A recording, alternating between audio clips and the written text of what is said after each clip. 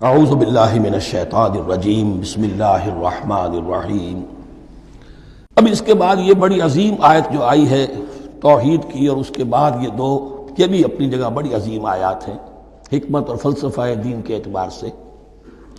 اس کے بعد کچھ واقعات دیے جا رہے ہیں، حضرت ابراہیم علیہ السلام کی زندگی کا ایک واقعہ اور حضرت عزیر علیہ السلام کی زندگی کا واقعہ۔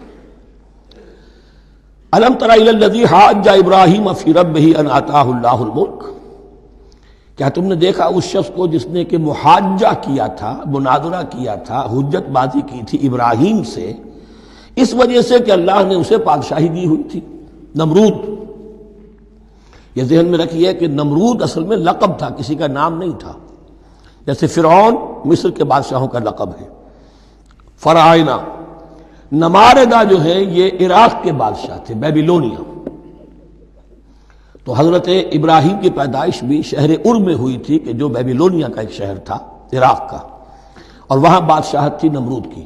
جیسے فرعون نے مصر میں دعویٰ کیا تھا اپنی بادشاہی کا اور اپنی خدائی کا، اور یہ ہے سیاسی بادشاہی، یہ نہیں کہ ہم نے دنیا پیدا کی ہے، مطلب یہ کہ اختیار مطلق ہمارے ہاتھ میں ہے، ہم جس چیز کو چاہیں غلط قرار دے دیں، جس چیز کو چاہے صحیح قرار دے دیں۔ یہی ہے اصل میں خدائی اختیار ہاتھ میں لے لیا۔ اللہ کا حق ہے تحلیل و تحریم، کسی شے کو حلال کرنا، کسی کو حرام قرار دینا، اختیار واحد اللہ کے ہاتھ میں ہے۔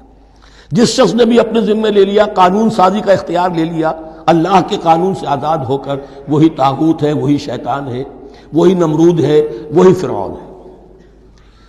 تو اس نے، وہ نمرود نے کہا، محاجہ کیا، اس قال ابراہیم ربی الذی یحیی و یمیت، میرا رب تو وہ ہے جو زندہ کرتا ہے اور مارتا ہے۔ قال انا احیی و امیت، انہوں نے کہا میں بھی کر سکتا ہوں۔ اس نے جیل سے 2 قیدی منگوائے، دونوں کنڈیمڈ تھے، اور ایک کی گردن وہیں اڑائی اور ایک کو کہا جاؤ معاف، دیکھو میں نے جس کو چاہا زندہ رکھا اور جس کو چاہا مار دیا۔ حضرت ابراہیم نے دیکھا کہ یہ کٹ حجتی پر اترا ہوا ہے، تو الاجوبۃ المسکتہ، جواب ایسا دیا جانا چاہیے کہ جو اس کو چپ کر دے۔ قال ابراہیم فإن اللہ یأتی بالشمس من المشرق فأت بها من المغرب، حضرت ابراہیم نے فرمایا اللہ تو سورج کو نکالتا ہے مشرق سے، اگر تو خدائی کا مدعی ہے تو نکال کے دکھا اسے مغرب سے۔ فبہت الذی کفر، تو مبہوت ہو کر رہ گیا وہ کافر، اب اس کے پاس کوئی جواب نہیں تھا۔ واللہ لا یہدی القوم الظالمین، اور اللہ ظالموں کو ہدایت نہیں دیا کرتا۔ ہدایت تو نہیں ہوئی، چپ ہو گیا۔ لیکن چپ کیا ہوا؟ اس کے بعد تو فیصلہ ہوا کہ انہیں آگ میں جھونک دیا جائے۔ او کالذی مر علی قریۃ وہی خاویۃ علی عروشها، یا پھر اس شخص کے واقعے کو ذرا یاد کرو، کیا تم نے نہیں دیکھا کہ جس کا گزر ہوا ایک بستی پر، اور وہ اوندھی پڑی ہوئی تھی اپنی چھتوں پر۔ اگرچہ مختلف تفاسیر میں مختلف آپ کو شاید اس کی تعبیرات ملے، یہ اصل میں ہوا ہے کہ جب نمرود، جس کا نام تھا بخت نصر، نیبوکیڈنیزر، اس نے 586 قبل مسیح میں، حضرت مسیح سے 586 قبل، اس نے حملہ کیا فلسطین پر۔ دیکھیے عراق اور فلسطین کی، اسرائیل کی اور عراق کی اس وقت بھی سب سے بڑی دشمنی ہے آپس میں، وہی دشمنی جو ہے 2500 سال پرانی بھی ہے۔ اس نے، وہ نمرود بابل نیبوکیڈنیزر جس کا نام تھا، اس نے حملہ کیا، 12 لاکھ کی آبادی تھی، 6 لاکھ کو قتل کیا، اور 6 لاکھ کو بھیڑوں بکریوں کی طرح ہانکتا ہوا قیدی بنا کر لے گیا۔ 150 برس تک کیپٹیوٹی میں رہے ہیں یہ، اور یروشلم اجڑا رہا ہے، کوئی نفس نہیں، کوئی متنفس نہیں تھا، کوئی انسان نہیں، کوئی 2 اینٹیں سلامت نہیں چھوڑی۔ اسی وقت وہ ہیکل سلیمانی جو ہے وہ شہید کیا گیا، اور ان کے کہنے کے مطابق اس کے ایک تہخانے میں وہ تابوت سکینہ بھی تھا، جہاں ربائی ان کے موجود تھے، اور وہ ربائی بھی وہیں پر ان کی موت واقع ہوئی، اور تابوت سکینہ بھی ہے، اگر ان کا قول صحیح ہے۔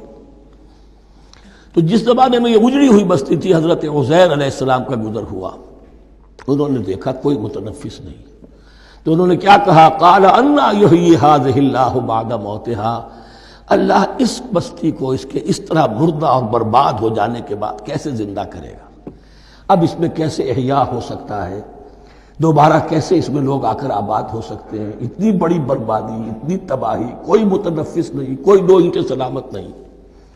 فَأَمَاتَهُ اللَّهُ مِئَةَ عَامٍ ثُمَّ بَعَثَهُ، تو اللہ نے اس پر موت وارد کر دی 100 برس کے لیے اور پھر انہیں اٹھایا۔ قَالَ كَمْ لَبِثْتَ، سوال کیا کتنے عرصے رہے ہو یہاں۔ حضرت عزیر جو ہیں، چونکہ جو رینائسنس ہوا ہے تاریخ بنی اسرائیل میں، اس کے نقیب، اس کے اصل جو بنیاد ہے وہ یہ ہے۔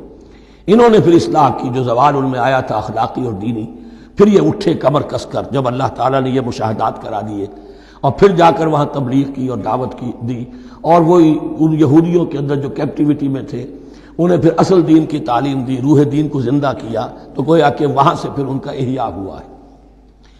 کب لبثت، کتنے عرصے رہے ہوگے تم؟ قال لبثت یوما و بعض یوم، اب اس کو ایسے محسوس ہوا جیسے سویا تھا تھوڑی دیر کے لیے، میں ایک دن رہا ہوں یا دن کا کچھ حصہ۔ قال بل لبثت 100 عام، نہیں، اللہ نے فرمایا نہیں، تم 100 سال رہے ہو۔ فانظر الی طعامک و شرابک لم یتسنہ، تو ذرا اپنے کھانے اور جو مشروب تمہارے ساتھ تھا سفر میں، ذرا اس کو دیکھو، ان کے اندر کوئی بساند پیدا نہیں ہوئی، سڑے نہیں ہیں، ان کے اندر کوئی خرابی پیدا نہیں ہوئی۔ وانظر الی حمارک، آپ دوسری طرف اپنے گدھے کو دیکھو جو تمہاری سواری کا گدھا تھا۔ وَلَنَجْعَلَكَ آیَةً لِلنَّاسِ، وہ بالکل ختم ہو چکا تھا، اس کی ہڈیاں ہی رہ گئی تھی، گوشت گل چکا تھا، کچھ نہیں تھا، 100 برس۔ وانظر الی حمارک وَلِنَجْعَلَكَ آیَةً لِلنَّاسِ، اور ہمیں تو بنانا ہے تجھے ایک نشانی لوگوں کے لیے، یعنی خود اے عزیر تمہیں ایک نشانی بنانا ہے، اور تمہیں نشانی بنانے کے لیے یہ نشانی ہم تمہیں دکھا رہے ہیں تاکہ یقین جو ہے، یقین کامل تمہارے اندر پیدا ہو جائے۔ وانظر الی حمارک ولنجعلک آیۃ للناس وانظر الی العظام، اب دیکھو ان ہڈیوں کو، کیف ننشزھا، کیسے ہم انہیں اٹھاتے ہیں، ابھارتے ہیں، وہ ہڈیاں خود ابری اور جڑ کر کھڑی ہو گئی۔ ثم نکسوھا لحما، پھر دیکھو تمہاری نگاہوں کے سامنے اس کو گوشت پہناتے ہیں۔ فلما تبین لہ، جب یہ سب اس کے سامنے واضح ہو گئی بات، مشاہدہ بھی کر لیا، قال اعلم ان اللہ علی کل شیء قدیر، ان کا میں نے پوری طرح جان لیا، مجھے پورا یقین قابل حاصل ہو گیا کہ اللہ ہر شے پر قادر ہے، یعنی وہ اس اجڑی ہوئی بستی کو بھی دوبارہ آباد کر سکتا ہے۔ جو میں نے سمجھا تھا کہ اب یہ کیسے آباد ہوگی، یہ بات نہیں ہے، یہ آبادی اللہ تعالیٰ کے اختیار میں۔ چنانچہ اس کے بعد ہوا، اس لیے کہ اس کے بعد واقعہ تو یہ ہوا کہ جو ایران کا بادشاہ تھا کیخورس یا سائرس ذو، جن کو کہ قرآن مجید ذوالقرنین کہتا ہے، جن کا تذکرہ سورہ کہف میں آئے گا۔ پھر آپ کو معلوم ہے کہ یہ پیلسٹائن، ادھر عراق کے بعد ایران، دشمنیاں تو تھیں۔ کیخورس نے حملہ کیا بابل پر، عراق پر، اور دشمن کا دشمن دوست ہوتا ہے، تو یہودیوں کو اجازت دے دی، کیپٹیوٹی سے اجازت دے دی، جاؤ تم واپس جاؤ، اپنا شہر دوبارہ بناؤ۔ چنانچہ وہ گئے، اور پھر انہوں نے جا کر وہاں پر 136 سالوں میں ان کی دوبارہ جو ہے یہ بستی بسی، اور پھر یروشلم کو انہوں نے آباد کیا، اور پھر انہوں نے وہاں ہیکل سلیمانی دوبارہ بنایا، جس کو وہ سیکنڈ ٹیمپل کہتے ہیں۔ وہ سن 70 عیسوی میں ٹائٹس رومن جنرل کے ہاتھوں تباہ ہوا تھا، جو اب تک تباہ ہوا پڑا ہے۔ 1927 برس سے ان کا کعبہ زمیں بوس ہے، یہ نوٹ کر لیجئے اس بات کو۔ اسی لیے آگ لگی ہوئی آج دنیا بھر کے یہودیوں کے دلوں میں۔ اب تو ہماری حکومت ہے وہاں پر، ہم اپنا یہ جو بھی کچھ یہاں پر اس احاطے میں بنا دیا گیا ہے سب کو ختم کریں گے اور اپنا ہیکل سلیمانی بنائیں گے۔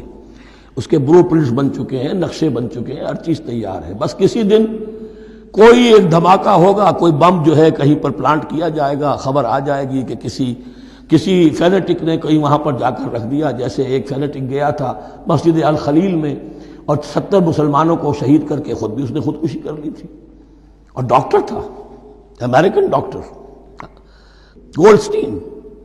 اسی طریقے کا کوئی فینیٹک جائے گا اور وہ اس کو گرا دے گا، پھر کہیں گے جب یہ گر ہی گیا ہے، جیسے مسجد ایودھیا کا معاملہ ہے، اب گر گئی ہے تو بھائی ہمیں رام مندر بنانے دو، کاہے کو تم اب یہ مسجد کاہے کو بناتے ہو، وہ ہوگا۔ اور یہ میں سمجھتا ہوں کہ چند ہفتوں کی یا چند مہینوں کی بات ہے، یہ ہونے والا ہے فوراً۔